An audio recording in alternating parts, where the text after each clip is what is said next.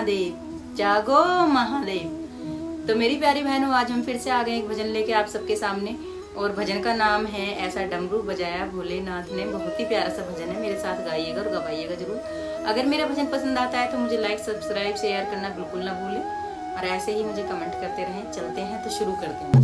ऐसा डमरू बजाया भोलेनाथ ने, सारा कैलाश पर्वत मगन हो गया।